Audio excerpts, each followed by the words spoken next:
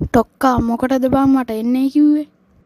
ඒ බං උඹට මතකද හලෝ මේ වාරු විභාගේ දැන් තියෙනවායි කියලා කිව්වනේ. මේ ඊළඟ සතියේ තමයි තියෙන්නේ. අපෝ මට නම් එපා වෙනවා. පාඩම් කරය කිව්වන් මතක හිටින්නේ නැහැ. ඔයටත් තේරෙනවනේ බං කියන්නේ. ඕක කියන්නද බං මම මෙච්චර වෙලා ආවේ? මම පාඩම් කර හිටියේ. අන්නද ඩාන් වෙනවා ඩූන් වෙනවනේ බං.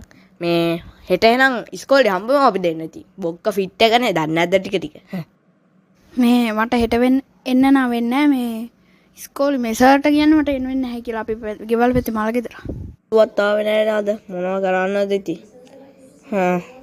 අද කමර්සර්නේ ඉන්නේ මට අමතක වුණානේ.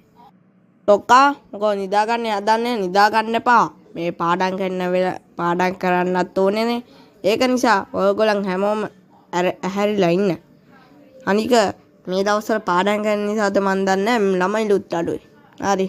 අපිට අතටින් කියලා තියෙන්නේ ඉක්මනට පාඩම් ටික ඉවර කරගන්නයි කියලා. වාර විභාගේ මේ අත ළඟ ඔයගොල්ලන් හැමෝම පොත් ටික ඉක්මනට ගන්න. ආද අපිට කරන්න තියෙන පාඩමකුත් තියෙනවනේ. අද අපිට ප්‍රශ්න වටයක් අහුවා නම් සර් හොඳයි මං කියලා හිතනවා ඉතින්. සර්ට කැමති නම් සර් මේ ප්‍රශ්න වටයක් කරමු අපි. මේ අනිත් ළමයිලුත් කැමති දන්නේ නැන්නේ සර් කමල් සර්. අනේ මන් දන්නේ සර් මේ අපිට එතකොට දැනුමත් වැඩි වෙනවනේ. කියන්නේ මෙහෙමනේ සර් අපි දැන් අපේ වාර විභාගයට අවශ්‍ය ටික සර් ගන්න විද්‍යාවනේ. සර්ට පුළුවන් ද අපිට ඒ වැඩේ කළා දෙන්න කියන්නේ. අපි ප්‍රශ්න වටයක් දාමුකෝ. එතකොට ඉක්මනට මේ වැඩ ටික කවර් කරගන්න හැකි. ඒකත් ඇත්ත ටොක්කා. ටොක්ක කියන්නේ පොඩ්ඩක් ඇත්ත ඉතින්. හරි. අද එහෙනම් අපි ප්‍රශ්නයක් අහමුකෝ. ඉස්සෙල්ලාම ටොක්කගෙන්ම අහමු. කාබන් ඩයොක්සයිඩ් වායුවේ භෞතික ගුණ දෙකක් සඳහන් කරන්න. අපේ ටොක්කගෙන්ම අපි මේක අහමුකෝ. කියනවා ගන්ධයන් නැස අවර්ණයි. ඒක තමයි සර් කියන්න තියෙන්නේ මට. වාව් ඒක සුපිරියටම කිව්වා. ආයි ගැම්මටම කිව්වා හොඳේ. හරි. අපි ඉතින් ප්‍රශ්න වටයක් කිව්වනේ.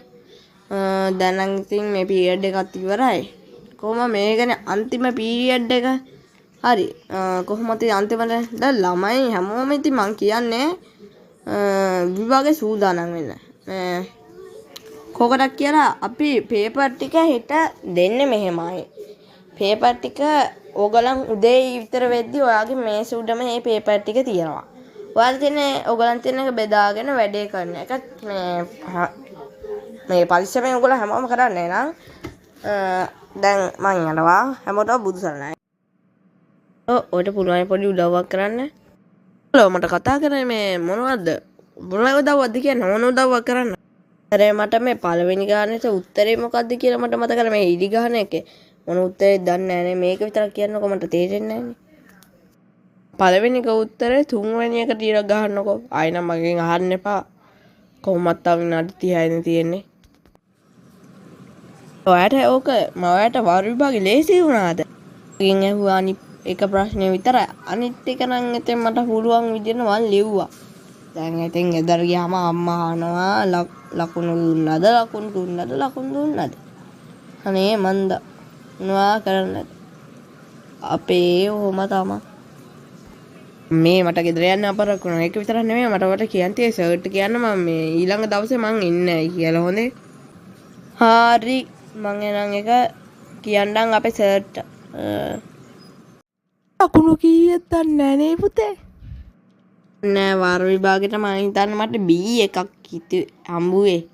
මෙඩා පාඩම් ටිකක් අමාරුයි අම්මේ. දන්නේ නැද්ද?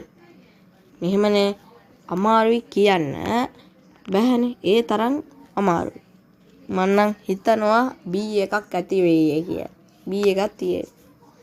මේ මගේ යාළුවටත් එහෙම මෙදා පාර අපේ සර් කිව්වා ඊළඟ සතියේ පේපර් සාකච්ඡා කරනවායි කියලා. ඊට කලින් මේ ලකුණු දෙනවායි කිව්වා ඊළඟ සතියේට කලින්. ඒ කියන්නේ ඊළඟ සතියේ බදාදට කලින්. ඊළඟ වාරයටවත් අපි ලකුණු ඒකම ගමු. අවුලක් නැහැ. B එකක් කියන්නේ ලොකු හොඳ ගාන.